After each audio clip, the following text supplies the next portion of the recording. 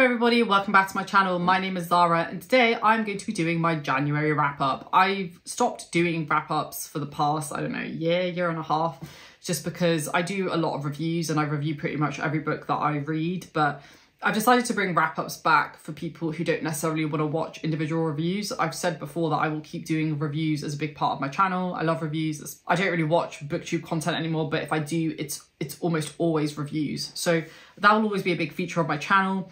But for people who don't necessarily want to watch that and they just want like a very quick 20-30 seconds per book, I thought I would try at the very least going back into doing my wrap ups. So let's start. In January, I read 5 books, which is pretty good actually. Like I didn't expect to read that much because I had quite a lot of stuff to do in January, but I did actually read a decent amount. And the first book was Shogun. Now Shogun I actually started in the last week of December, but I didn't actually read that much in December. I read the bulk of the book, you know, in January, and I gave this book a 4 stars. I think it's a really decent epic historical fiction book about Japan. I think if you are particularly a beginner to Japanese history, culture and language, I think it's probably a good starting place. I thought it was decent. I had issues with it, which definitely go check out my review when it comes out on what my particular issues were. And I do think it's quite overhyped, but I think for what it is, it's okay. Like I think it's a good time. And I think it does what it needs to do. And I think Clavel is a pretty solid writer as well. So I liked it, gave it 4 stars. It was pretty solid. Then the next book I read was my only 5-star of the month. And that was The Spear Cuts Through Water by Simon Jimenez. Without a doubt, the best book I've read this year. Probably one of the best books I've read in recent years. It's absolutely incredible. Very lyrical, very beautiful, unique, special. I've never read anything like it. And Simon Jimenez is incredibly talented. And the characters, the world building, everything about it works. Not one critique about that book. And it's going to be one of those few books that I actually reread because it's truly, truly special.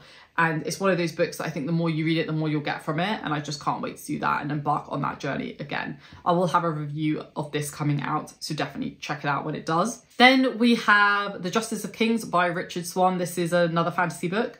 And this was really good. I think it's a really solid start to the trilogy, which I believe is going to finish off next month in the month of March.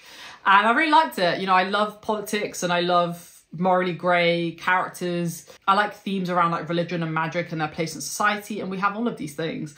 I think it's a really good, solid start to the beginning of this world, and I'm really excited to see where it goes next. I gave this one a 3.75 stars. I did have a few minor issues. I will also have a dedicated review for this coming out, so definitely watch this space for that. Then I wanted something a bit shorter. I wanted something a bit more palatable.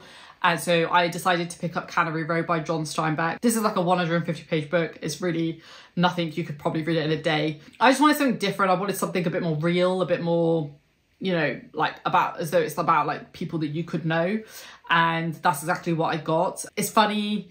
It's quite dark in places. It's about humans and their struggles, and that's, in my opinion, is what John Steinbeck does best. Whenever I think about books about human struggle and people just trying to do what they can, Steinbeck's name is the first one that always comes into my head because he is the best at writing that, without a doubt.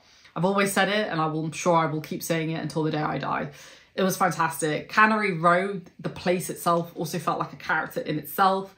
It's full of wacky people doing wacky things, and it's just a good time. It's a good time. And then the last book I read was a non-fiction book, and that was The Last Yakuza by Jake Adelstein. Now, Jake Adelstein has written another book called Tokyo Vice, and the show Tokyo Vice with Ansel Elgort and Ken Watanabe is based on that book. And that's kind of how I came across Jake Adelstein. And I decided to pick this one up because I got approved for an e-arc, and for anybody who doesn't know yet, I think only my Patreon knows, I'm actually interviewing Jake Adelstein soon. So I'm very, very excited to be interviewing the man who basically reported on Yakuza during the 90s and the early thousands. Like, he's a really interesting guy. We've been trying to get time together for a while now, but it just, for various reasons, didn't work out. But finally, we've actually locked in a time. And I'm so excited to speak to him because I have so many questions. Like, super interesting guy.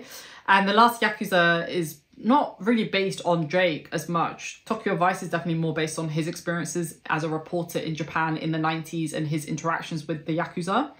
But The Last Yakuza is more about the decline of the Yakuza and what led to their decline and some of the key people who were involved in the success, but then also the decline of that organization. It's really interesting and I definitely recommend it. Keep an eye out for my interview with the man himself in a couple of weeks' time. If you have any questions for him, if you've watched Tokyo Vice or you've read the book or you have any questions on Yakuza or like modern Japanese culture, definitely put them down below in the comments and I will add them to my list of questions to ask him, because I'm sure he'd be more than happy to, and I'm more than happy to include them.